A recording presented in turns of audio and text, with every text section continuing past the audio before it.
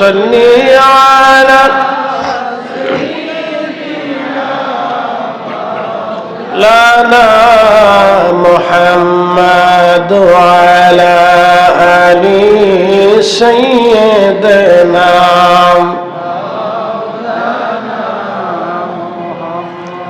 নবীর ইশকে যার দিল ভাই এ ভুবনে কাঁদে না রোজা হাসরে ভাইজান তারা নবীজির দেখা পাবে না আল্লাহুম্মা সাল্লি আলা মাওলানা মুহাম্মদ ওয়া আলা আলি সাইয়্যিদিনা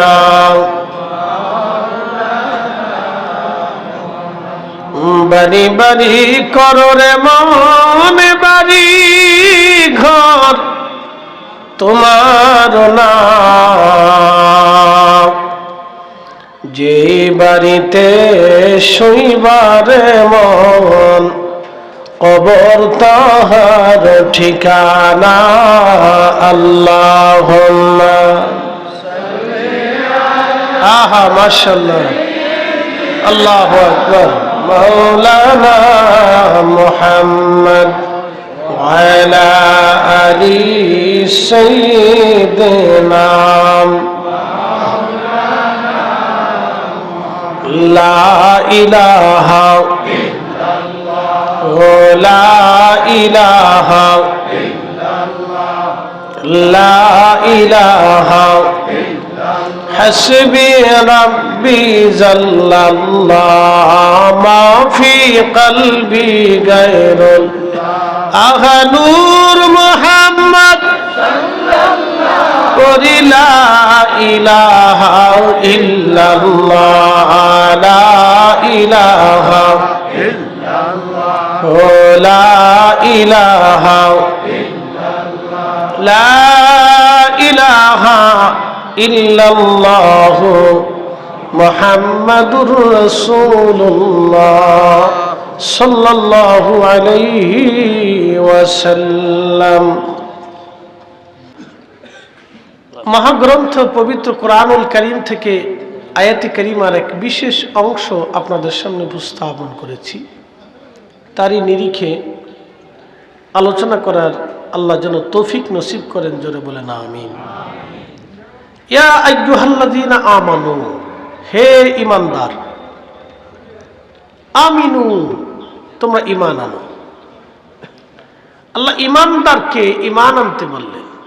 ইয়া আইয়ুহাল্লাযীনা আমানু, হে ঈমানদার, আমিনু, ঈমান আনো। বিল্লাহি, আমি আল্লাহর প্রতি। প্রশ্ন, মূলত কি আমরা আল্লাহকে পরিপূর্ণ বিশ্বাস করতে পারি কিনা, এখানে আমাদের একটা বাধা আছে। আমরা ব্যতীত আল্লাহর সৃষ্টিতে অনেক প্রাণী আছে। আমরা ব্যতীত বর্তমান পৃথিবীতে 4 লক্ষ প্রজাতির জীব এবং জীবন আছে। গরু, গাধা, ঘোড়া, হাঁস, মুরগি, ভেড়া, বকরি, উট, দুম্বা, ছাগল এবং গৃহপালিত বন্যপ্রাণী, উভয়চর, জলচর, স্থলচর, পাখি, যত প্রাণী আছে সমস্ত প্রাণী আমরা ব্যতীত আল্লাহর সৃষ্টি এবং তাদের নিজস্ব চলার পদ্ধতি আল্লাহ শিক্ষা দিয়ে দিয়েছেন।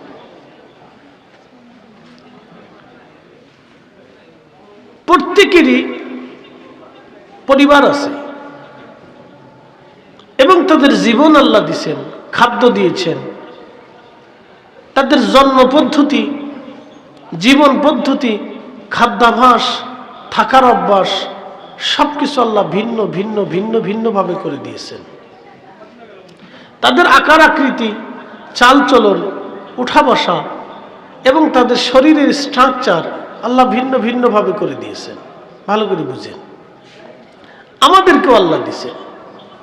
সব মিলিয়ে আল্লাহ আমাদের বেলায় বললেন কুনতুম খায়রা উম্মাহ, তোমরা সৃষ্টির শ্রেষ্ঠ জাত। একসাথে বলবেন আল্লাহু আকবার। না হয় না, আরেকটু জোরে বলেন সৃষ্টির শ্রেষ্ঠ। জোরে বলেন সৃষ্টির সৃষ্টির সৃষ্টির কারা? আমরা। একসাথে বলেন কারা? এখন আপনাদেরকে প্রশ্ন করি, বাংলাদেশে এই যে শীতকালে কুকুরের বাচ্চা হয়েছে, কোন কুকুরের 8টা বাচ্চা হয়েছে, কোন কুকুরের 6টা বাচ্চা হয়েছে। দেখেছেন জীবনে কোন কুকুর তার বাচ্চা রেখে পালাই চলে গেছে? দেখেছেন কোন বিড়াল তার বাচ্চা রেখে পালাই চলে গেছে? দেখেছেন কোন গাভী তার বাচ্চা রেখে পালিয়ে চলে গেছে? দেখেছেন কোন পাখি তার বাচ্চা রেখে পালিয়ে চলে গেছে? না। এখন প্রশ্ন, এই পশু পাখিদেরকে তার বাচ্চা সম্পর্কে মায়া দয়া যত্ন করা, এটি কি কোনো প্রাণীবিদ্যা, প্রাণী বিশ্ববিদ্যালয় বা প্রাণী বিশেষজ্ঞরা তারা কি শিখাইছে না সরাসরি আল্লাহ শিখাইছে? ওরা কিন্তু কারো কাছ থেকে শিখে নেয়, আল্লাহ ওদেরকে শিক্ষা দিয়ে দিচ্ছেন। ভালো করে বুঝবেন। তো কুত্তা বাচ্চা রেখে পালাইলো না, বিড়ালে বাচ্চা রেখে পালাইলো না, গাভী বাচ্চা রেখে পালাইলো না, পাখি বাচ্চা রেখে পালাইলো না। এই মানব জাতির মায়েরা সন্তান রেখে অন্য পুরুষের হাত ধরে পালিয়ে চলে যায়। আসতে বলবেন না, জোরে বলেন কথা ঠিক আছে? এই মানব জাতির পুরুষরা নিজের সন্তানকে রেখে অন্য জায়গায় বিয়ে করে পূর্বের সন্তানদেরকে খাবার দাবার টাকা পয়সা কিচ্ছু দেয় না। কি কথা কর না কেন? আসে না? তাহলে বলেন এরা কি মানুষ? আপনি বলেন তাদেরকে মানুষের কাতারে আনেন, তাই বলবেন তারা কুত্তা, না তাও তো না। বলবেন তারা শুয়োর খিনজির, বলে তাও তো না। কোনো শুয়োরও তো তার বাচ্চা রেখে পালায় না। কি কথা কর না কেন? কথা বোঝে? তাহলে কোন গরু তো তার বাচ্চা রেখে পালায় না, কোন পাখিও তার বাচ্চা রেখে পালায় না। তাহলে ওদেরকে কোন কাতারে রাখবেন? আপনি বুঝলেন? অথচ আল্লাহ আমাদেরকে বলেন কুনতুম খায়রা উম্মাহ, তোমরা সৃষ্টির শ্রেষ্ঠ জাত। সৃষ্টির ভিতরে আল্লাহ আমাদেরকে শ্রেষ্ঠত্ব দিলেন। আমাদের চেহারায় না গুণে? আমাদের চেহারায় না গুণে? গুণের কারণে আল্লাহ আমাদেরকে শ্রেষ্ঠত্ব দিলেন। কিন্তু আফসোস, এই মুসলমান তার গুণ হারিয়ে ফেলছে। কথা ঠিক আছে না? এই মুসলমান তার কি হারিয়ে ফেলছে? গুণ হারিয়ে ফেলেছে। এই মুসলমান তার গুণের ভিতরে নাই। প্রিয় উপস্থিতি হাজিরিন, হযরত হুজুর মাইনুদ্দিন চিশত আজমরি সেনজরি রাহমাতুল্লাহ আলাইহি তিনি এই দেশে এসে কালেমার দাওয়াত দিলেন। ভালো করে বুঝবেন, একজন না, দুইজন না, 90 লক্ষ মানুষ তার হাতে কালেমা পড়ল। আচ্ছা বলেন তো, খাজা বাবা আজমিরির হাতে কি দুনিয়ার কোনো বাদশাহী ক্ষমতা ছিল? আসতে বলবেন কেন? ইতিহাস জানেন না মনে হয়? ওনার হাতে কি বাদশাহী ক্ষমতা ছিল? উনি তো বাদশাহ ছিলেন না, আমির ছিলেন না, বিচারপতি ছিলেন না, সেনাপ্রধানও ছিলেন না। উনি জাস্ট একজন ইসলাম প্রচারক, আল্লাহর ওলি। কথা ঠিক আছে?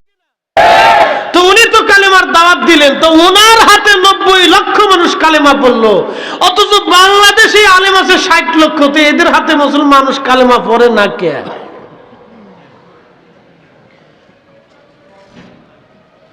প্রশ্ন আছে না? প্রশ্ন আছে না? প্রশ্ন তো আছে। শাহজালাল ইয়ামানি মুজাররদি 360 জন ওলি যখন এখানে এসেছিলেন, আপনি ইতিহাসে দেখান তো, এই বাংলার অধিপতি মসনদে যখন তারা আসলেন, তখন তো শাহজালাল ইয়ামানি কোনো মসনদ নেন নাই, নিয়েছিলেন? ওনার সাথে যে 360 জন ছিলেন, তারা কি কেউ আমির ওমরা হয়েছিলেন? তো হন নাই। সেকেন্দারের হাতে ক্ষমতা বুঝিয়ে দিয়ে ওনারা বললেন, রাষ্ট্র তোমাদের, ইসলাম আমাদের। একসাথে কোন আল্লাহু আকবার। রাষ্ট্র তোমাদের, ইসলাম আমাদের 360 জন 360 জায়গায় চলে গেলেন, কালেমার দাওয়াত দিলেন, হাজার হাজার লক্ষ মানুষকে তারা কালেমার দিশা দিলেন। কি কথা কন না কেন? কিন্তু বড় আফসোস, আমরা তাদের নীতিও বাদ দিয়ে যুদ্ধ বিগ্রহে, আদর্শের ভিন্নতা নিয়ে যুদ্ধ বিগ্রহে মারামারি কাটাকাটি ঝগড়া ফাসাদে লিপ্ত হয়ে গেছি। কথা ঠিক আছে কিনা? আমরা ঝগড়া ফাসাদে লিপ্ত হয়ে গেছি। শোনেন, একটা কথা আপনাদের কাছে বুঝাই দিয়ে যাই, সারা জীবনে মনে রাখবেন, ক্ষমতা মানুষের স্থায়ী না, ক্ষমতা মানুষের স্থায়ী না। আবার বলি, ক্ষমতা স্থায়ী না। উমাইয়া সাম্রাজ্য বিদায় হয়েছে, সাম্রাজ্য চলে গেছে, চলে গেছে, সেলজুক চলে গেছে, উসমানিয়া চলে গেছে, মোগল চলে গেছে, সালতানাত চলে গেছে, নবাবি চলে গেছে। মানুষ ব্রিটিশদের সূর্য কোনোদিন ডুববে না, ব্রিটিশটাও পাকিস্তানও বাংলাদেশ এসেছে, আজকে যারা তারা কিন্তু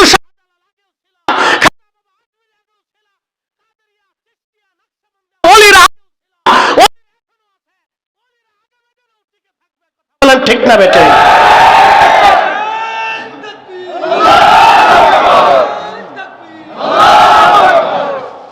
অলির আগেও ছিল, অলির এখনো আছে, আগামী তো অলিরাই টিকে থাকবে।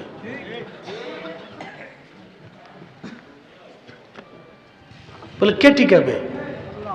আমরা টিকাবো না তো, জিনানোর টিকানোর দরকার, তিনিই টিকাবে।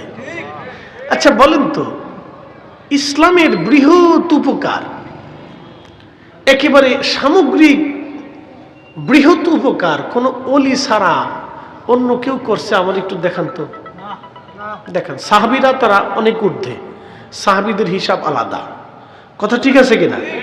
সাহাবীরা সবার ঊর্ধ্বে। সাহাবীরা কি সবার ঊর্ধ্বে? ওনাদের হিসাবে আমরা আসবো না, কারণ ওনারা আল্লাহ রসুলের সাহাবী, ওনাদের মর্যাদা অপরিসীম, এখানে আমরা হাত দিব না। ওনাদের পরে যে ইসলামের খেদমত, আপনি ইতিহাস খুঁটে সারা পৃথিবী ঘুরে আমাকে বলেন যে অলি ছাড়া বৃহৎ ইসলামের খেদমত কে করছে, আমাকে একটু বুঝান, দেখান আমাকে। বাংলা দখল করার জন্য তো দিল্লির সুলতানরা, রাজারা বহুবার চেষ্টা করছে, কিন্তু পারে নাই। যখন শাহজালাল ইয়ামানি আসলেন, তখন আল্লাহ বিজয় দিয়ে দিলেন, জায়নামাজ সুরমা নদীতে ছেড়ে দিলেন, পানির শাহজালালের জায়নামাজ পানির ভিতরে ডুবাই দিতে। একসাথে বলবেন আল্লাহু আকবার। না হয় না, আরেকটু জোরে বলেন, আরো জোরে বলেন। আমরা কথা কন না কেন? ঠিক আছে কিনা? আমরা ওনাদের মুহিব্বিন, ওনাদেরকে জীবনের শেষ পর্যন্ত ওনাদেরকে ভালোবেসে যাব। এখন আপনি যদি নাও বাসেন, কিচ্ছু আসে যায় না। অনেকে ভাবে আমরা বুঝি ইসলামের অনেক উপকার করতেছি। আপনি কি করেছেন? কিচ্ছু করেন নাই। আমরা বক্তারা মনে করি যে আমরা বক্তারা ইসলামের বিরাট খেদমত করতেছি। না, কিচ্ছু করিনি। ইসলামের খেদমত আমাদেরকে দিয়ে হয় না, বরং ইসলাম দিয়ে আমাদের খেদমত হয়। আমরা যদি ইসলামের খেদমত কিছু হয় না, বলি ইসলামের কারণে আমরা সম্মানিত হয়েছি, আমাদেরকে দিয়ে ইসলাম সম্মানিত হয় নাই। কি কথা ঠিক আছে কিনা? ইসলাম দিয়ে আমরা সম্মানিত হয়েছি, ইসলাম দিয়ে আমরা সম্মানিত হয়েছি, আমাদেরকে দিয়ে ইসলাম সম্মানিত হয় নাই। বুঝে যাবেন এটা সূত্র। প্রিয় উপস্থিতি হাজিরিন, কি দিলেন সেই দিন? হযরত মাইনুদ্দিন চিশতি আজমেরি সেঞ্জিরি 90 লক্ষ মানুষ ওনার হাতে কালেমা পড়ে মুসলমান হলেন। ওনার চেহারা দেখে কালেমা পড়েন নাই, সেই দিন ওনার নীতি দেখেছিলেন, আদর্শ দেখেছিলেন, এবং কামালিয়াত দেখে, আদর্শ নীতি দেখে সেদিন 90 লক্ষ মানুষ ওনার হাতে কালেমা পড়ে মুসলমান হলো। একবার জোরে বলা যাবে কি মারহাবা? আমি কয়েকদিন আগে মালদ্বীপ গেলাম, অক্টোবরের দিকে মালদ্বীপে আমি মাহফিল করতে গেলাম। মালদ্বীপে একজন ইসলাম নিয়েছিল আজ থেকে 400 বছর আগে। আমাদের বাংলাদেশে ইসলাম এসেছে 1400 বছর আগে। সাদ রাদিয়াল্লাহু আনহুর মাধ্যমে ইসলাম শুরু হলো। এর 100 বছর পরে হযরতে বাইজিদ বুস্তামি রাহমাতুল্লাহ আলাইহি চট্টগ্রাম আসলেন। তার 100 বছর পরে বদর শাহ আউলিয়া গরিবুল্লাহ শাহ মিসকিন শাহ আউলিয়া 12 জন আল্লাহর ওলি চট্টগ্রামে আসলেন। তার 500 বছর পরে হযরতে শাহজালালিয়া মানি মুজাররিদি 360 জন ওলি নিয়া এই সিলেটের জমিনে কালেমার দাওয়াত দিতে এসে সারা বাংলার রন্ধে রন্ধে এই অঞ্চলে কোটি কোটি মানুষকে কালেমার দিশা দিলেন। একবার জোরে বলা যাবে কি মারহাবা। অথচ আমাদের থেকে ইসলাম মালদ্বীপে গেলে 1000 বছর পরে একজন আল্লাহর মেহবুব বান্দার মাধ্যম দিয়ে ইব্রাহিম ইস্কান্দারি রহমাতুল্লাহ আলাইহির হাত ধরে মালদ্বীপে কালেমা চলে গেল। একজনের মাধ্যম দিয়ে সেই দিন মালদ্বীপের সমস্ত মানুষ একসাথে কালেমা পড়লেন। এই জন্য বলছিলাম ইসলাম দিয়ে আমরা দিয়ে ইসলাম সম্মানিত হয় নাই, বরং ইসলামের কারণে আমরা আলেমরা সম্মানিত হয়েছি। মুসলমান খুব মনোযোগ দিয়ে কথা শুনলেন। মালয়েশিয়াতে গেলাম, মালাক্কা সাগরের ভিতরে ছোট্ট একটা দ্বীপে পোলাও বছরে 900 বছর আগে কালেমার দাওয়াত নিয়ে গেলেন হুজুর মহিউদ্দিন আব্দুল কাদের জিলানী আল হাসানি ওয়াল হুসাইনি আওলাদে রাসূল, সরাসরি আমার রাসূলের আওলাদ হাসানি হুসাইনি রক্তের সূর্য সন্তান হুজুর মহিউদ্দিন আব্দুল কাদের বড় পীরের কলিজার টুকরা সুলতানুল আরিফিন শাইখ ইসমাইল আল হাসানি ওয়াল হুসাইনির পবিত্র মাজার ওই সাগরের দ্বীপের ভিতরে আমি জিয়ারতে গেলাম। আখা 900 বছর আগে ওই জমিনে কালেমার দাওয়াত দিয়ে আল্লাহর মহান ওলি জমিনের ভিতরে ঘুমিয়ে রইলেন। 900 বছর ধরে মুসলমান তার জিয়ারত এখনো চালু আছে। একবার জোরে বলা যাবে কি মারহাবা। হাজিরিন, ওলিরা যেখানে গেছে আল্লাহ সেখানে ইসলাম পাঠিয়েছে। ওলিরা যেখানে গেল আল্লাহ ইসলাম সেখানে পাঠাইল। ওলিরা যেখানে গেল ইসলাম আল্লাহ সেখানে পাঠাইল। সারা পৃথিবীতে বর্তমানে 1 কোটির মতো আলেম আছে। শুধু বাংলাদেশে 15 লক্ষ কোরআনের হাফেজ, 60 লক্ষ আলেম আছে। সব ঘরানার আলেম দিয়ে বাংলাদেশে 60 লক্ষ আলেম আছে। ভারত, পাকিস্তান, এরপর আফগানিস্তান, আরব মহানগর দিয়ে, ইউরোপ দিয়ে, অস্ট্রেলিয়া দিয়ে তাম দুনিয়াতে খুঁজলে যদি আপনি দেখেন প্রায় 1 কোটির মতো আলেম ওলামা সারা পৃথিবীতে মুসলমান ধর্মে আছে। কিন্তু আপনি পরিসংখ্যান করে দেখেন তো 800 কোটি মানুষের ভিতরে আলেমরা কি পরিমাণে দাওয়াত দিল আর কি পরিমাণে মুসলমান হলো দেখা গুনে গুনি যদি দেখেন তাহলে 1 কোটি আলেমের মাধ্যম দিয়ে ইসলামের তেমন কোনো খেদমত হইছে আমার জানা নাই।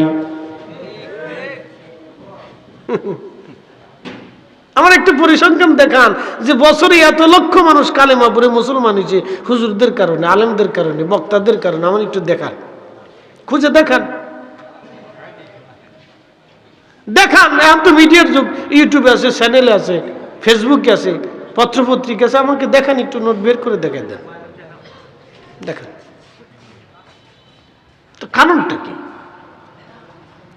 এত ইসলাম আধুনিক, এত সুন্দর ধর্ম, এত মানবিক ধর্ম, এত আদর্শময় ধর্ম, ইসলামের মতো এত সুন্দর জীবন ব্যবস্থা কোন ধর্মে আছে আমার জানা নাই। তো এত সুন্দর জীবন ব্যবস্থা থাকার পরেও মানুষ আমরা কেন নেগেটিভ ভাবে? কারণটা কি? কেন ভাবে জানেন? কেন ভাবে জানেন? আমাদের উগ্রতার কারণে। উগ্রতার কারণে। কদিন আগে বাংলাদেশে কবরের ভিতর থেকে উঠে লাশ পড়াইল। এই দৃশ্য দেখার পরে কোনো মানুষ, অন্য ধর্মের মানুষ চিন্তা করবে ওরা ওদের নিজেদের মানুষকে কবরের ভিতর থেকে উঠে পুড়াই ফেলায়, তাহলে ওরা কেমন? প্রশ্ন আছে না? আস্তে কথা কর না কেন, প্রশ্ন আছে না? এই দৃশ্য দেখার পরে অন্য ধর্মের মানুষ চিন্তা করে ওরা তো তাহলে উগ্রপন্থী, ওরা তো উগ্র, ওদের কাছে মানবিকতা বলতে কিছু নেই। তো এই দৃশ্যটা তো নিকৃষ্ট, এটা তো ভয়াবহ। এই উগ্রতা তো ইসলাম কোনোদিন শিখাই নাই না, এটা তো ইসলাম শিখাই নাই। সামরকান্দ মুসলমানদের বিজয় হলো, ইতিহাস শুনে যান। তো মুসলিম সেনাপতি হঠাৎ আক্রমণ করে সমরকন্দ দখল করে নিলেন। সমরকন্দের যিনি ধর্মীয় প্রধান ছিলেন, গির্জার পাদ্রী ছিলেন, তো পাদ্রী মুসলিম খেলাফত বরাবর একটা চিঠি লিখলেন। চিঠির ভিতরে খলিফাতুল মুসলিমিনের কাছে চিঠি লিখে বললেন, ইয়া আমিরাল মুমিনিন, আপনার সেনা প্রধান আমাদের সমরকন্দ অতর্কিত হামলা করে তিনি বিজয় করেছেন, কিন্তু আমি জানি মুসলিমদের একটা নীতি আছে, যুদ্ধের নীতি। মুসলিমরা কোনো অঞ্চলে যুদ্ধ করতে হলে 3 দিন তাদেরকে সময় দিতে হয়, কিন্তু আপনার সেনাপতি 3 দিন সময় দেয় নাই। দ্বিতীয়ত আমাদেরকে সময় দিতে হবে আমরা মুসলমান হব কিনা, তারও কোনো সুযোগ তিনি দেন নাই। তৃতীয়ত জিজিয়া করের মাধ্যমে, ট্যাক্সের মাধ্যমে তারা আমাদের থেকে ট্যাক্স নেবে, আমাদেরকে নিরাপত্তা দেবে, এই শর্তে তারা চলে যাবে, আমাদের সাথে যুদ্ধ করবে না, সেই সুযোগও তিনি আমাদেরকে দেন নাই। আমি এর যথোপযুক্ত বিচার চাই। একজন পাদ্রী খলিফার কাছে চিঠি পাঠাইলেন, আমি এর বিচার চাই। চিঠিখানা নিয়ে দূত চলে গেলেন, বার্তাবাহক সুদূর সিরিয়ার দামেস্ক। অনেক বড় মসজিদ দেখে বার্তাবাহক বললেন, মুসলমানরা এটা কি তোমাদের খলিফার রাজদরবার কিনা, বাসস্থান কিনা? তখন বার্তাবাহককে লোকেরা বলল, না, এটা আমাদের আল্লাহর ঘর, মসজিদ, এখানে মুসলমানরা নামাজ পড়ে, প্রার্থনা করে। তখন বার্তাবাহক বলল, তাহলে খলিফা কোন জায়গা থাকে? বলে, আসো আমাদের সাথে। মুসলমানরা নিয়ে গেলেন একটা ছোট্ট কুঠরি ঘর, মাটি দিয়ে বানানো, উপরে খড়ের সালা, মাটি দিয়ে বানানো। একজন মানুষ মাটি এবং কাদা দিয়ে তার ওই ঘরটা সুন্দর করে আবার লেপতেছে, আমাদের ফরিদপুরের ভাষায় কয় লেপা, অর্থাৎ এই জায়গাটাকে আবার সংস্কার করতেছে। আর তেনার স্ত্রী এই পানি এবং কাদা এবং মাটিগুলি এনে এনে তাকে সাহায্য করতেছে। মুসলমানরা বলল, উনি আমাদের খলিফাতুল মুসলিমিন, উনি মুসলিম মিল্লাতের খলিফা। একবার জোরে বলা যাবে কে মারহাবা? তেলের গাড়ি তেলে চলে, হাওয়ার গাড়ি হাওয়ায় উড়ে, বিনা তেলে চালাই গাড়ি নবী সুলাইমান, আমরা সেই মুসলমান। বার্তাবাহক ডাকতে, মুসলমানেরা তোমরা কি আমার সাথে ঠাট্টা করনি? বলে, না, ঠাট্টা করি না, উনি আমাদের খলিফা। বলে, কি করে একজন খলিফা এত বড় মুসলমান বিশ্ব? বর্তমান ওই বুঝতে পারতেছেন তুরস্ক, এরপরে তুরস্ক, এরপরে ইরান, এরপরে ইরাক, এরপরে Oman, Yemen, Qatar, Dubai, Bahrain, Saudi Arabia, Jordan, Syria, Lebanon, Libya, Tunisia, মিশর, আলজেরিয়া, নাইজেরিয়া, মরক্কো, সুদান, পৃথিবীর বিরাট একটা অংশের মুসলিম মিল্লাতের খলিফা। একবার জোরে বলা যাবে আল্লাহু আকবার। ওইদিকে আফ্রিকা, ওইদিকে ইউরোপ, এদিকে Asia minor, Asia, Europe, Africa, 3 মহাদেশ মিলেছিল মুসলিমদের খেলাফত। এত বড় মুসলিম বিশ্বের খলিফা, তিনি মাটি দিয়ে নিজের হাতে ঘর লেপতেছেন, সংস্কার করতেছিলেন। বার্তাবাহক কয়, কি করে এটা সম্ভব? কয়, এটাই সম্ভব। উনি খলিফা। বার্তাবাহক চিঠিখানা দিলেন, খলিফা চিঠিখানা পড়লেন, চিঠির পিছনে আবার তিনি লিখে দিলেন, যিনি সমরকন্দের গভর্নর সম্পর্কে লিখে দিলেন, গভর্নর, এই পাদ্রীর কথা শোনা হোক, শোনার জন্য একজন বিচারক নিয়োগ করা হোক, এবং বিচারক নিয়োগ করে যেন এই পাদ্রীর কথা শোনা হয় এবং যথোপযুক্ত যেন বিচার করা হয়। বুঝলেন? মাত্র 3 লাইনের একটা ছোট্ট চিঠি লিখে দিলেন। তো বার্তাবাহক চিন্তা করে, 3 লাইনের চিঠি দিয়ে বিচার কি হয়? এটা কেমনে সম্ভব? এত বড় খলিফার কাছে আমরা ন্যায্য বিচার চাইলাম, খলিফা আমরা বিচার দিল না। আচ্ছা বলেন, বর্তমান পৃথিবীতে কোনো বিচার আছে? আছে? যদি পৃথিবীতে বিচার থাকতো, তাহলে গাজার 1.5 লক্ষ মানুষ মরার পরেও এখনো পর্যন্ত ইসরায়েলের প্রধানমন্ত্রী থাকার কথা না। কথা কর না কেন? পৃথিবীতে কোনো বিচার নাই। মানুষের জীবনের কোনো মূল্য নাই। যদি পৃথিবীতে বিচার থাকতই তাহলে 1.5 লক্ষ রোহিঙ্গা মরার পরেও আজও পর্যন্ত সেই সেনা শাসকের বিচার হয় নাই, তাদেরকে কাঠগড়ায় দাঁড় করানো হয়। তার মানে বোঝা গেল পৃথিবীতেই বিচার নেই। বাংলাদেশের হিসাব কষলে তো কোনো গ্রামেই নেই। ও ছাতা বলে লাভ নেই, ছাতা বলে লাভ নেই। মৌলানা রইসুদ্দিন দিয়ে প্রকাশ্যে মারল, আহা, তার মায়ের সামনে পিটাইল, মার সামনে সন্তানকে পিটিয়ে পিটিয়ে হত্যা করলো। মা কাঁদতেছে, আমার সন্তানটারে ছেড়ে দাও। প্রকাশ্য মাপ তৈরি করে এই নিরাপরাধ একজন গরিব মানুষটাকে, একটা মায়ের একটাই মাত্র সন্তান, মার সামনে পিটিয়ে মারার পরেও, ভিডিও ক্লিপস থাকার পরেও প্রশাসন তাদেরকে অ্যারেস্ট করতে পারে নাই। তার মানে বোঝা গেল বিচার ভাবে চলে তাহলে বিচার কেউ পাবেন না, কলা ধরিয়ে দিবে সবাইকে।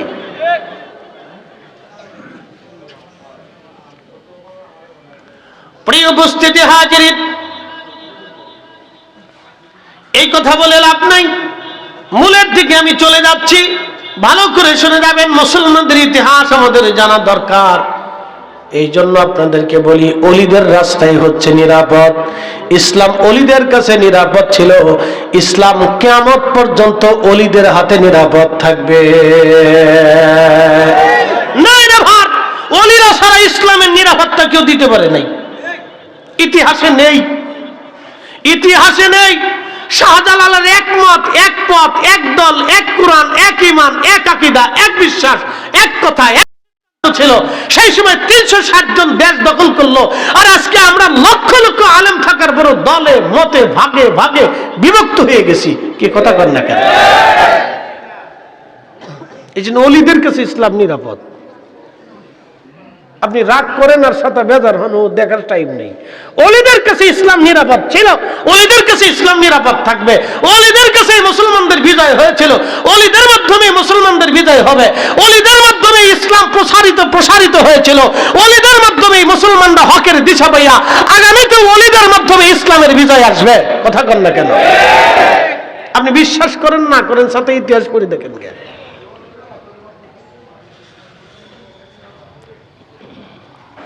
প্রিয় উপস্থিতি হাজিরিন, ভালো করে শোনা যাবেন।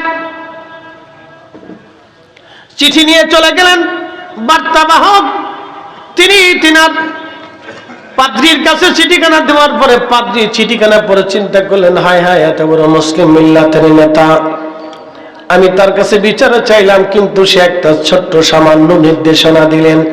এই নির্দেশনায় কি আর কাজ হবে নাকি? খলিফার চিঠিখানা নিয়ে দেয়া হলো গভর্নরের হাতে। গভর্নর চিঠিখানা পাওয়ার পরে দেরি করেন নাই, সাথে সাথে বিচারক নিয়োগ করলেন। এই ঘটনার তদন্ত হবে এবং বিচার হবে। বিচারক নিয়োগ করার পরে পাদ্রীকে ডাকা হলো, সেনা প্রধানকেও ডাকা হলো, সেনা অফিসারদেরকেও ডাকা হলো, পাদ্রীদেরকেও ডাকা হলো। পাদ্রীরাও দাঁড়িয়ে গেল, সেনা প্রধানও দাঁড়িয়ে গেল, সেনা অফিসাররাও দাঁড়িয়ে গেল। বিচারক জিজ্ঞেস করলেন, মুসলিম সেনাপতি আপনি কি মুসলিম? বিচারক জিজ্ঞেস করলেন, পাদ্রী আপনার অভিযোগ আপনি বলেন। পাদ্রী বললেন, বিচারক কাজী সাহেব, আপনার মুসলমানদের সেনাপতি অতর্কিত সমরকন্দ আক্রমণ করে দখল করে নিয়েছে, আমি এর যথোপযুক্ত বিচার চাই। আমি জানি ইসলামের আইনে এটা সঠিক হয় নাই, ইসলামের আইনে এটা সঠিক হয় নাই, আমি বিচার চাই। একসাথে কোন আল্লাহু আকবার। মুসলমান কারে কয় বুঝে যান, মুসলমান কাকে বলে বুঝে যান, ইসলামের আইন কাকে বলে বুঝে যান। আমরা ইসলামের আইন দেখায় কলা জুলে আবার চেটেছে, ইসলামের আইন কাকে বলে দেখিয়ে দিয়ে যান, বুঝে যান এটি ইসলামের আইন।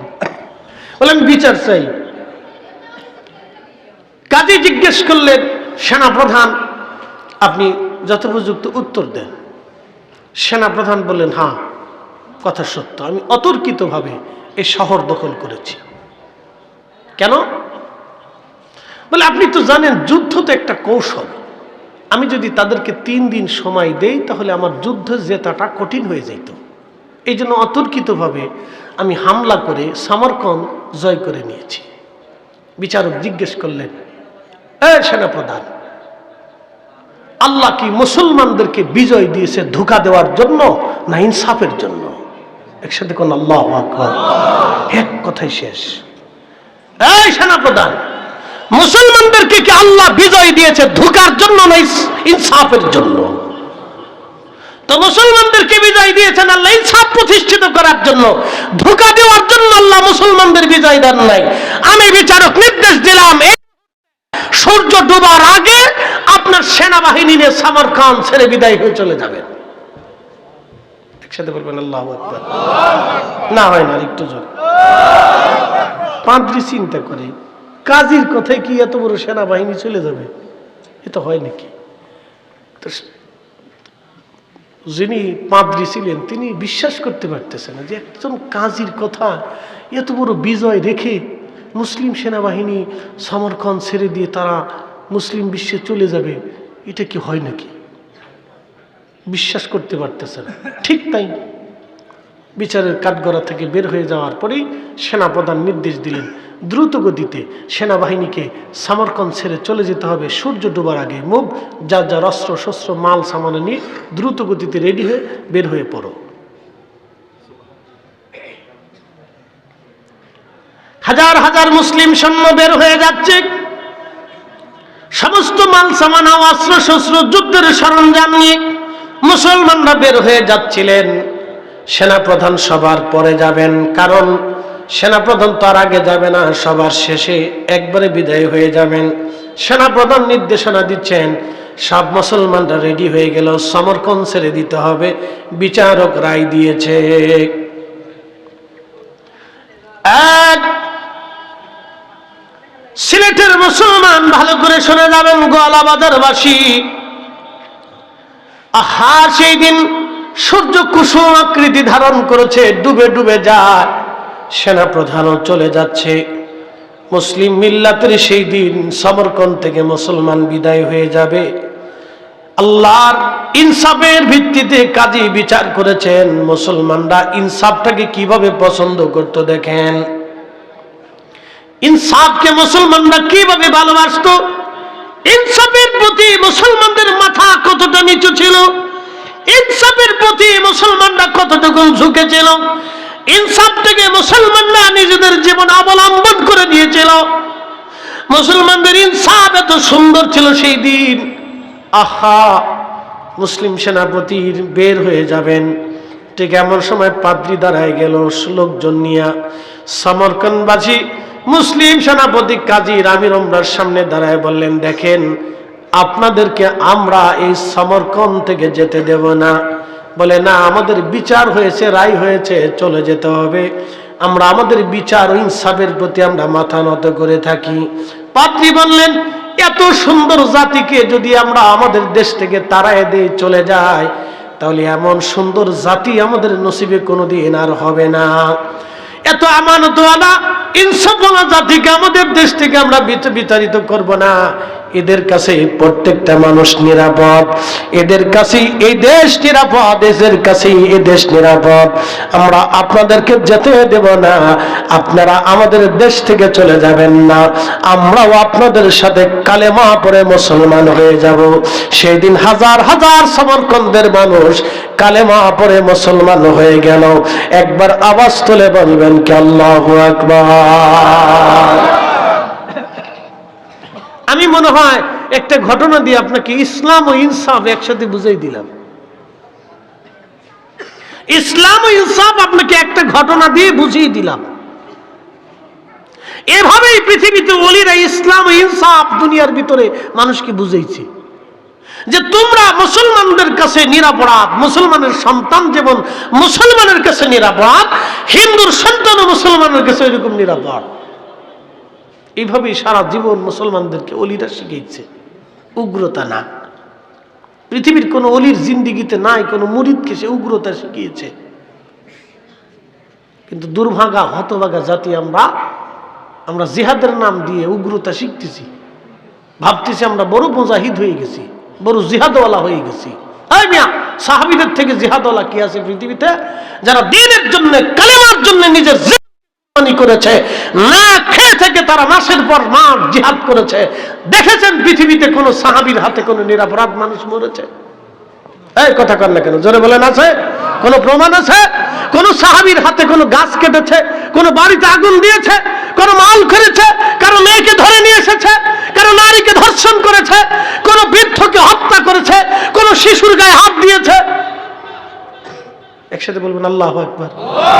না হয় না, আর একটু জোরে বলেন, জোরে বলেন। এটার নাম ইসলাম, এটার নাম ইনসাফ।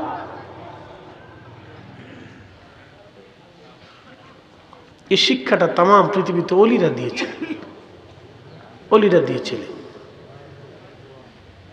এই শিক্ষাটাই তাম পৃথিবীতে অলিরা দিয়েছিলেন। প্রিয় উপস্থিতি হাজিরিন, অনেক কথা আপনাদের সামনে বলে ফেলেছি, মূল আলোচনার দিকে চলে যাব আমি। প্রিয় ভাই আমার, কোরআন শরীফের একটা আয়াতের দিকে রেখেছিলাম, আমি সেদিকে চলে যাব। আল্লাহ বলেন আমিনু, ঈমান আনো বিল্লাহি, আল্লাহর উপরে। আমরা ঈমান আনবো কার উপরে? না না, জোরে বলেন।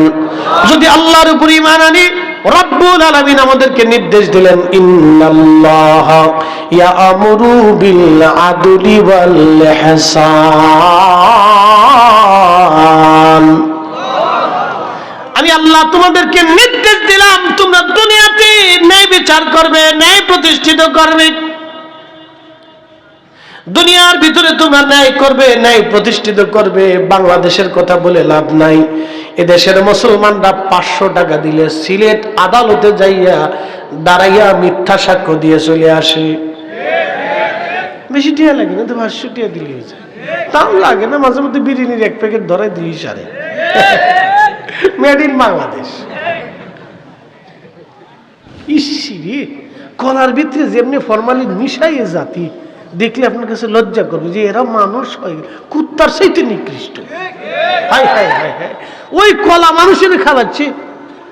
সন্ধ্যার সময় দিচ্ছে, সকালবেলা পেকে কলা লাল টক টক টক টক টক টক করে, মনে হচ্ছে বেহেশত থেকে কলা পাঠাইছে।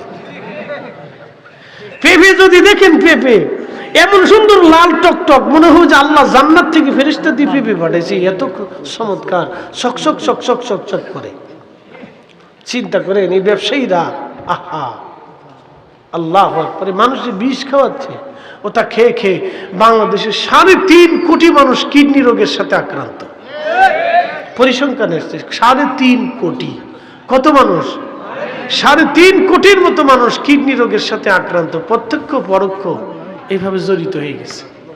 ডায়াবেটিস কি পরিমাণে আছে বলেন তো? কত? প্রচুর। 18 কোটি মানুষের ভিতরে আমার মনে হয় 12 কোটি মানুষ ডায়াবেটিসের সাথে সম্পৃক্ত। কথা ঠিক আছে না? কারো হয়েছে, কারো হওয়ার তালিকায় আছে, ওয়েটে রাখছে। ডায়াবেটিস তার ওয়েটে রাখছে যে তুমি ওয়েটে আসো, আমি তোমার ধরতেছি। কি কথা ঠিক আছে কিনা? যে ডায়াবেটিসের ধরবে ধরবে ভাব, এরকম ওয়েটে রাখছে যে তোমার আসতেছে, আমি অপেক্ষা করো। হার্টের সাথে লক্ষ লক্ষ কোটি কোটি মানুষ হার্টের রোগের সাথে সম্পৃক্ত। হাই প্রেশারের সাথে কোটি কোটি মানুষ সম্পৃক্ত। লিভারের সাথে কোটি কোটি মানুষ সম্পৃক্ত, অসুস্থতার সাথে, ক্যান্সারের সাথে লাখ লাখ মানুষ সম্পৃক্ত। তাহলে আপনি বুঝেন যে সুস্থ আছে কয়জন? 18 কোটি মানুষের ভিতরে 2000 সালের পর থেকে এই পর্যন্ত যত নারী বাচ্চা দিছে, যত নারীর বাচ্চা হয়েছে, আপনি দেখেন সিজার ছাড়া 100% নারীর ভিতরে 90 জনের সিজার হয়েছে। তাহলে এই নারীটা অসুস্থ হয়ে গেছে। তার তো পেটটা কেটে বাচ্চাটা বের করা তার একটা খুঁত না, অনেক বড় অ্যাক্সিডেন্ট না। সে ভারী কোনো জিনিস উঠাইতে পারবে না, জীবনেও পারবে না। আপনি তাকে এই 20 কেজি 30 কেজির একটা জিনিস দিলে সে সারাত করে টান দিয়ে উঠাইতে পারবে না। সারাত করে টান দিলে সেরাত করে ফেটে যাবে। বুঝতে পারছেন? তাহলে তো অসুস্থতা। তো এত কোটি মানুষ যদি একটা দেশে অসুস্থ থাকে, এই জন্য মনে মনে কোনায় কোনায় এত ফার্মেসি, আর ফার্মেসি ওয়ালার ওষুধ বিচ্ছে সারতে পারে না। হ্যাঁ, বিরাট ওষুধের কারখানা বাংলাদেশ, বিরাট দারুণ ব্যবসা এটা। এই ব্যবসার গোমর করলে অনেকে বেজার হয়ে যাবে যে হুজুর এত গোমর করতেছে না। বলতেছি দুঃখের সাথে কথাগুলি বলতেছি। সব জিনিসের দ্রব্যমূল্যের দাম কাগজের ভিতরে সুন্দর করে লেখা থাকে, খালি ওষুধের দামটাই লেখা থাকে না। 120 টাকার ইঞ্জেকশন 1200 টাকায় বিক্রি করে, আর 12 টাকার ইঞ্জেকশন 120 টাকায় বিক্রি করে। বাপরে বাপ, ব্যবসা কারে করে। এদেশে গরিব মানুষের চিকিৎসা আছে?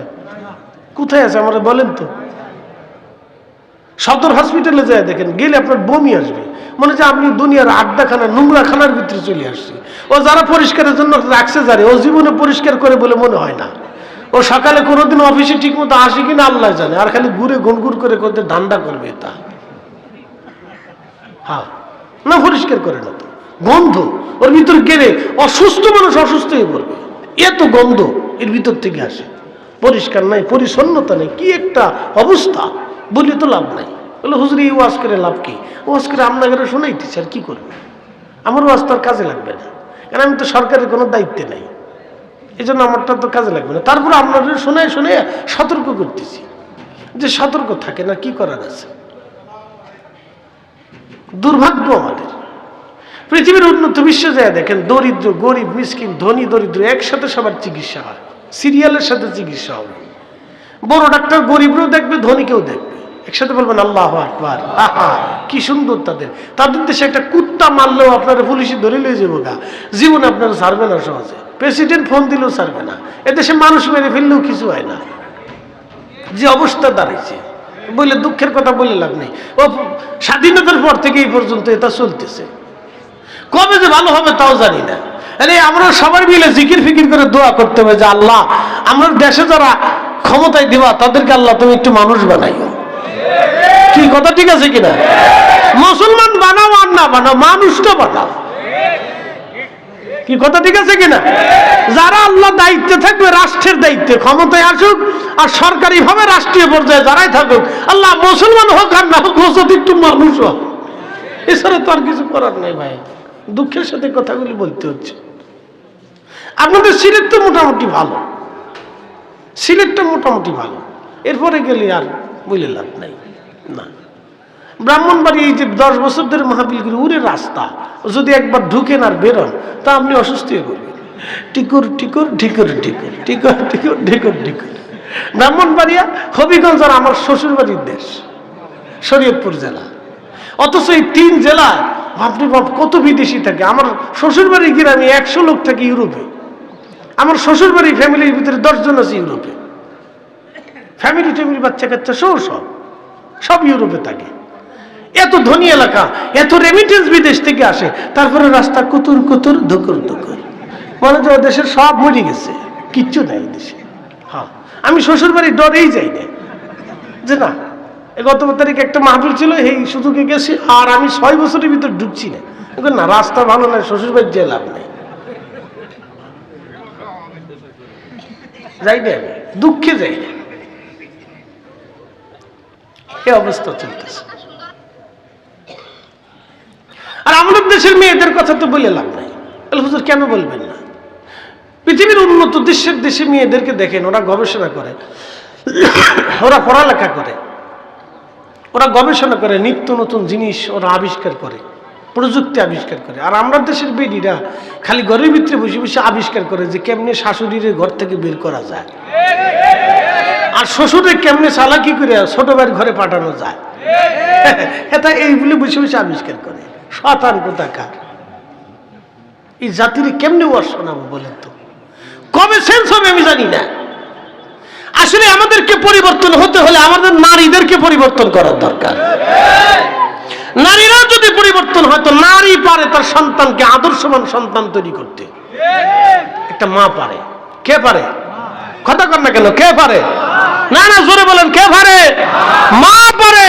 আর আমাদের শিক্ষা ব্যবস্থায় পরিবর্তন আনতে হবে। ছোট্টকালে ক্লাস 1-এ 2-তে 3-তে পড়ে একটা বাচ্চা, তার 10টা বই পড়াইতে হবে। কি জন্য? আপনি 10টা বই পড়াই করে ম্যাজিস্ট্রেট বানাবেন ছোটকালে? ওই সময় ওর নীতি শিক্ষা দিতে হবে। ওকে ভদ্রচিত ব্যবহার, আচার আচরণ, চলা ফিরা, উঠা বসা, ওর প্র্যাকটিক্যাল শিখাইতে হবে। যে কাজ করা যাবে না, এটা অন্যায়, এটা মিথ্যা অন্যায়, ধোঁকাবাজি অন্যায়, এটা বিষ খাওয়া অন্যায়, এর সাথে এই ব্যবহার করতে হবে, তার সাথে সুন্দর আচরণ করতে হবে। ওর স্কুল থেকে একবার, ঘর থেকে বাড়ি, বাড়ি থেকে ঘর, সব জায়গায় শিখাইতে হবে, নতুবা পরিবর্তন হবে। কোনো পরিবর্তন নেই, যে লাভ হয়ে কদু। ভাই আমার, আমরা মুসলমান, আল্লাহ আমাদেরকে শ্রেষ্ঠ জাত বানিয়েছে। কুনতুম খায়রা উম্মাহ, তোমরা পৃথিবীর শ্রেষ্ঠ জাত। একসাথে বলবেন আল্লাহু আকবার।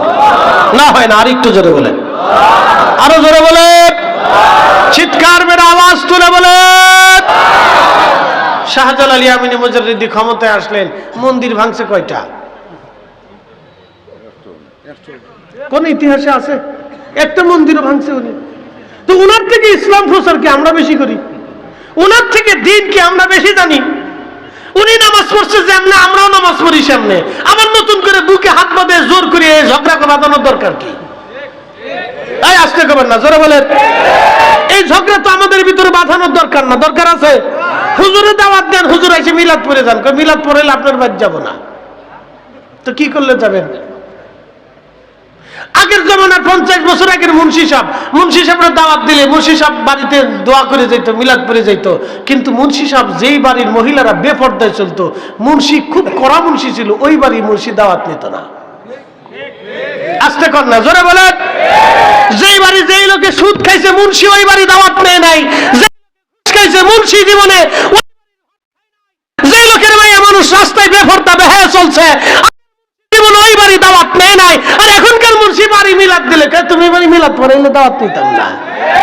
এই বিরাট বুজুর্গ আলাই চললাম, ওনারা আল্লাহ পাঠাইছে মিলাদ বন্ধ করার জন্য।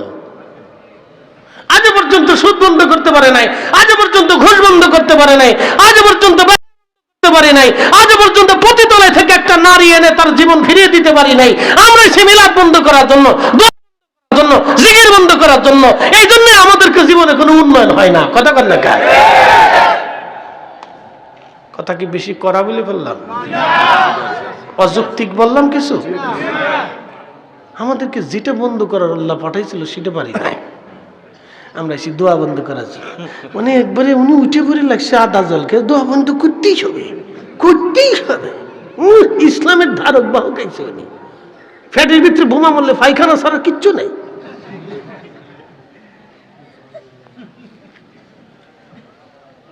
আমি দুঃখে কথাগুলি বলতে চাই না, তো আমরা এই জন্য পাঠাইছে না। আল্লাহ আমরা পাঠাইছিল তুমি মানুষকে দোয়া জিকিরে বসাই দেবা। কথা ঠিক আছে কিনা? আচ্ছা বলেন তো, সাব কেবলা ফুলতুলি রহমতুল্লাহ আলাইহি এই যে রন্দে রন্দে সিলেটের ঘরে ঘরে ঘরে ঘরে এলাকায় গ্রামে গ্রামে গ্রামে গ্রামে ঘুরছে, ঘুরে ঘুরে মানুষকে বুঝাইছে। কথা ঠিক আছে কিনা? বুঝাইছে না? বুঝাইছে না? ওনার অনেক লক্ষ লক্ষ লক্ষ লক্ষ কোটি কোটি মানুষ ওনার মুহিব্বিন আছে না? ওনার ভক্ত ছিল না? ওনার জন্য জীবন দিতে প্রস্তুত ছিল না? তো সাপ যদি বলতেন আমি বৃদ্ধকালে আর তোমরা এলাকায় যাইতাম টাইতাম না, তোমরা জমি জমা বেশি আমার বাড়ির আলিশানে একটা প্রাসাদ বানাই দাও, দিত না? বহু লোক ছিল সাবের দেওয়ার জন্য, ছিল কিনা? কিন্তু জীবনে চান নাই। কেন? উনি আল্লাহর জন্য কাজ করছে। একসাথে কোন আল্লাহু আকবার। আমরা উনারও বেদাতি বানাইছি, উনারও বেদাতি বানাইছি। উনি মিলাদ করছেন লেগে উনি বেদাতি। ইস বিরাট বুজুর্গ আলাইহিস সালাম পেশাব করে পানি লওয়া শিখছে কয়দিন আগে, হাতে ফুলতুলির বেদাতি বানাইতেছি। আপনাকে বুঝতে হবে, আল্লাহ রাসূল বলেন উম্মত কিয়ামতের জন্য অপেক্ষা করো, যখন নিত্য নতুন আলেম ওলামারা পূর্ববর্তী আলেমদেরকে নির্বোধ মনে করবে, বোকা মনে করবে, তাদেরকে গালি দিবে, তাদেরকে বোকা মনে করবে, তখন তুমি আল্লাহর আকাশ থেকে পাথর, জমিনের ভূমিকম্প আর একের পর এক বালার জন্য তুমি অপেক্ষা করতে থাকো। আমি বলি নেই, 1450 বছর আগে আল্লাহ রাসূল বলেছিলেন, সেই কথা বাস্তবে রূপ নেবে।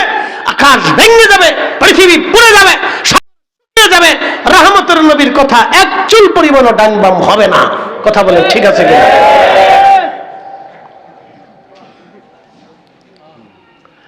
প্রিয় মুসলমান হাজিরিন, অনেকগুলি কথা আপনাদের সামনে উপস্থাপন করেছি। সময়ের স্বল্পতা, মূল মূল কথাগুলি তুলে ধরলাম। আমরা মুসলমান, আমরা সুন্নি, আমাদের আকাবির ওলিরা ছিলেন, তারা আমাদেরকে সুন্দর রাস্তা দেখাই দিয়ে গেছেন। ওই রাস্তার বাহিরে অন্য কোন রাস্তায় আমরা গেলে পথভ্রষ্ট হয়ে যাব। কথা ঠিক আছে কিনা?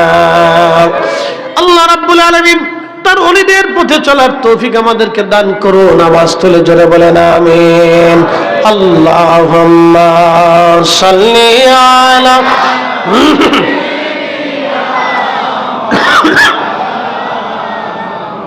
মুহাম্মাদ محمد وعلى آل سيدنا তুমি আল্লাহর প্যারা হাবিব তোমার তুলনা নাই কেউ আর তোমার মতো আকাশ ভ্রমণ করেনি কোন পয়গম্বর আল্লাহুম্মা সাল্লি আলা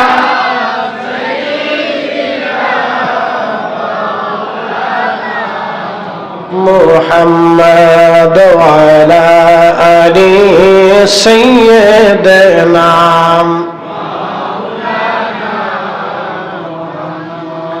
সর্বশেষ আমি যে কথাটা বলবো আপনাদের মাওলানা গজনবী সাহেবকে নিয়ে আব্দুল মতিন গজনবী ভাই এবং আমি আরো কয়েকজন আলেম সিলেটের জালালাবাদী সাহেব ছিলেন, আরো একজন আলেম ছিলেন, এরকম 4-5 জন আলেম আমরা মদিনাতুল মুনাওয়ারাতে উহুদের পাহাড়ে রাত্রিবেলা গেলাম। গজনবী ভাই আপনাদের এই মত প্রতিষ্ঠানের তিনি প্রধান, নিজে উপস্থিত, আমরা একসাথে গেলাম উহুদের পাহাড়ে, যেখানে নবীজি দন্ত মোবারক শহীদ হয়ে যাওয়ার পরে আমার নবীকে বিশ্রামের জন্য নিয়ে যাওয়া হয়েছিল। ওই স্থানটায় আমরা রাত্রিবেলা গেলাম। মদিনার থেকে আমরা চলে আসবো বাংলাদেশে, ফিরে আসবো আমরা। যেদিন ফিরে আসবো তার আগের দিন রাত্রিবেলা আমরা গেলাম উহুদে জিয়ারত করার জন্য, যেখানে নবীজি বিশ্রাম করতেছিলেন। দেখবেন উহুদে পাহাড়ের একটা কোণা আছে, একবারে মনে হচ্ছে পাহাড়ের পাথর বিচ্ছিন্ন হয়ে একবারে আলাদা হয়ে একটা কক্ষ তৈরি করে দিয়েছে ওই জায়গাটা। ওই সময় যে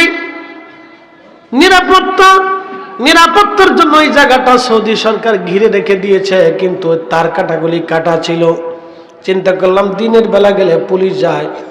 বিশ্বনাথ আলিয়ার প্রিন্সিপাল মহোদয়কে নিয়ে আগের দিন আমি গিয়েছিলাম, উনি আর আমি দুইজনে উহুদের ওইখানে গিয়ে কিছু সময় আমি বসেছিলাম ভাই আমার। তারপরের দিন আমরা গেলাম গজনবী ভাই সহ, আমরা একসাথে ওইখানে গেলাম। রাত্রিবেলা এশার নামাজের সময় উপস্থিত হলাম। আল্লাহর কসম করে বলি, প্রিয় নবীর শান বলার জন্য বেশি দূরে যাওয়া লাগবে না, শুধু এখানে গজনবী ভাই নিজে উপস্থিত আছেন, তিনিও রাজসাক্ষী। আমি আমার চোখ, আমার নাক, আমার জীবনকে ফাঁকি দিতে পারবো না। আমরা যখন গেলাম তখন লক্ষ্য করলাম বাতাস থেকে ভেসে ভেসে মিশকাম্বরের মতো ঘেরান আসতেছে।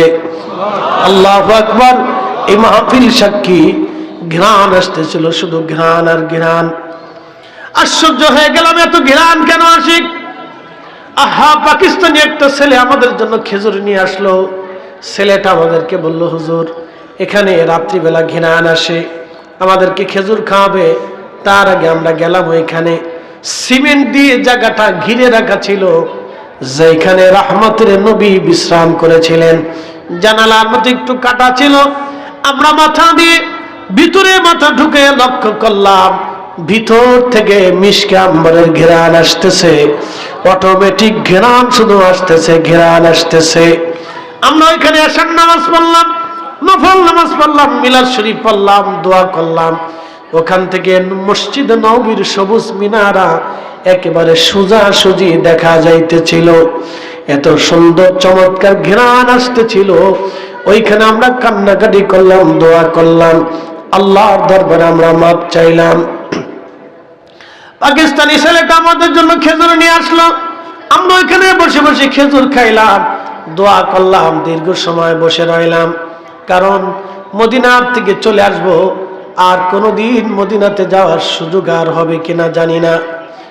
এখানে বসে বসে মসজিদে নববীর দিকে তাকায়া তাকায়া আমরা দোয়া করতে লাগলাম। সুঘ্রাণ আসতেছিল, প্রচন্ড সুঘ্রাণ বাতাসে ভেসে ভেসে আসতেছিল। আপনি একটু চিন্তা করেন, 1450 বছর আগে নবীজি বিশ্রাম নিয়েছেন, 1450 বছর পরে ওইখান থেকে ঘেরান এখনো আসে। তার মানে বোঝা গেল আমার নবীর মুজিজা কিয়ামত পর্যন্ত চলতে থাকবে, নবীর সম্মান আর মর্যাদা আল্লাহ বাড়াইতে থাকবে, এই সম্মান মর্যাদা কখনো কমবে না। আমার নবীর সম্মান মর্যাদায় যারা আঘাত করে ওরাই হলো জামানার সবচেয়ে বড় মুনাফিক।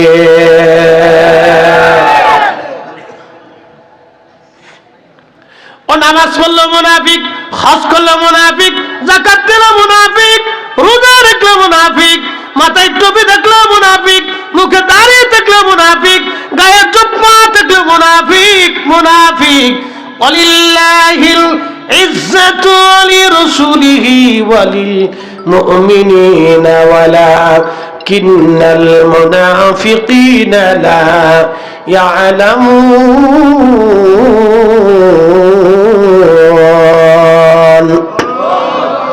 মাকালের ফল দেখতে ভালো, উপরে লাল নীল ভিতরে কালো, পরে সারা জীবন এমনি গেল দয়াল, খাইতে আমরা পারলাম না। যার ভিতরে নাই রসুলের প্রেম তার সাথে ভাব রাইখো না। আল্লাহ ডাক দিলেন, হুজুর ইজ্জত আমি আল্লাহর জন্য, ইজ্জত সম্মান আপনি রসুলের জন্য, ইজ্জত আমি আমার ওলিদের জন্য। নবীজি উম্মতকে জানান যাদের অন্তরে নেফাকি আছে, মুনাফিকি আছে, ওরা আমি আল্লাহর শানও বোঝে না, আপনি নবীর সম্মান ওরা বোঝে না, আমার অলিদের সম্মান ওরা বোঝে না। যারা অলিদেরকে সম্মান দেয়, ভালোবাসে, আল্লাহ রসুলের তাজিম ও মহব্বতের কথা যারা বলে এবং এই মতে যারা থাকে এবং মহান আল্লাহর ইজ্জত ও শান সম্পর্কে যারা সচেতন থাকে, ওরাই মুমিন। আমার নবীর ইজ্জতে, অলিদের ইজ্জতে, সাহাবীদের ইজ্জতে যারা হাত দেয় ওরা মুনাফিক। আসতে বলবেন না, জোরে বলেন। ওরা কি?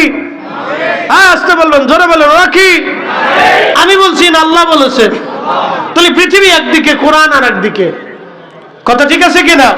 সৃষ্টি একদিকে, কোরআন শরীফ আর একদিকে। আল্লাহ আমাদেরকে দ্বীন, ঈমান, ইসলাম মৌলিক দিকগুলি বুঝার তৌফিক আল্লাহ নসিব করুন। ঈমান ও ইহসান ও হকের উপরে, ইনসাফের উপরে আল্লাহ আমাদেরকে প্রতিষ্ঠিত রাখুক। সকলে বলে না আমিন। ঘরে বাইরে, মসজিদে, আদালতে, রাস্তাঘাটে, চলাফেরাতে, কাজে কর্মে, ব্যবসা বাণিজ্যে, জীবন জিন্দিগিতে আল্লাহ ইনসাফ কায়েম করার তৌফিক নসিব করুন, আমিন। ইসলামের সুমহান সুন্দর আদর্শের উপরে আল্লাহ আমাদেরকে পরিচালিত করুক। এই জন্য আমি আবারও বলতেছি, ইসলাম ওলিদের কাছে নিরাপদ ছিল, ইসলাম ওলিদের কাছে নিরাপদ, ইসলাম ওলিদের মাধ্যম দিয়ে আল্লাহ রাব্বুল আলামিন কিয়ামত পর্যন্ত প্রবাহিত রাখবে। আল্লাহ সেই ওলিদের পথে আমাদেরকে চলা তৌফিক নসিব করুন। আওয়াজ তুলে জোরে বলেন আমিন। আল্লাহ আমাদেরকে কবুল করুন, আল্লাহুম্মা আমিন। সময়ের স্বল্পতা, বিদায়ের পালা। আমার প্রিয় ভাই এই প্রতিষ্ঠানটা পরিচালনা করেন, আপনাদের এই ম্যানেজিং কমিটির সকলকে ধন্যবাদ জানাচ্ছি যিনারা এই প্রতিষ্ঠানে সহযোগিতা করেন। ভাই আমার একটা ছোট্ট কথা আপনাদেরকে বলে দিয়ে যাই, আমরা একসময় থাকবো না, কিন্তু মাদ্রাসা থাকবে। যে ম্যানেজিং কমিটি মাদ্রাসায় একটা টাকাও খরচ করে, যে ম্যানেজিং কমিটির লোক এই মাদ্রাসায় একটা টাকা খরচ করে, এই যতটা ছেলে কোরআন শরীফ শিখবে, যতদিন পর্যন্ত সে হায়াত পেয়ে কোরআন পড়বে, ততদিন পর্যন্ত তাদের আমলনামায় নেকি জমা হতে থাকবে। আসতে হয়ে গেল না? এখন বর্তমানে এখানে ছেলে আছে, মাদ্রাসার ছাত্রছাত্রী কতজন আছে? 350 ধরেন। আমি 350 পর্যন্ত থাকলাম। এই 350 বাচ্চাদের ভিতরে কারো হায়াত হবে 50 বছর, কারো হায়াত হবে 60 বছর। আমি 60 বছরের গড়ে ধরলাম। তো 350 বাচ্চার ভিতরে 60 বছর পর্যন্ত যদি বাচ্চারা বেঁচে থাকে, 60 বছর পর্যন্ত ওরা কোরআন পড়বে, 60 বছর পর্যন্ত এই মাদ্রাসার যারা দাতা আছে, মুহিব্বিন আছে, খেদমতগার আছে, 60 বছর পর্যন্ত তাদের আমলনামায় নেকি চলবে।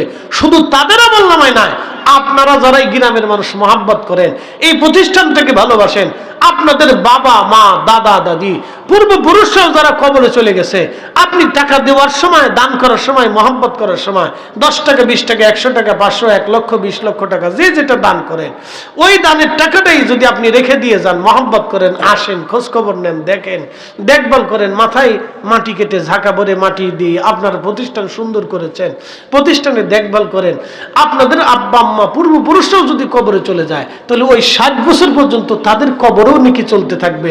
শুধু তাই না, প্রতিষ্ঠান যদি 100 বছর পর্যন্ত চলে, 100 বছরে হাজার হাজার মানুষ কোরআন শরীফ শিখবে, ওই হাজার হাজার লক্ষ মানুষের কোরআনের তেলাওয়াত আর নেকিগুলি আপনারা সহ আপনাদের পূর্বপুরুষদের কবরে চলতে থাকবে, 1 সেকেন্ডের জন্য বন্ধ হবে না।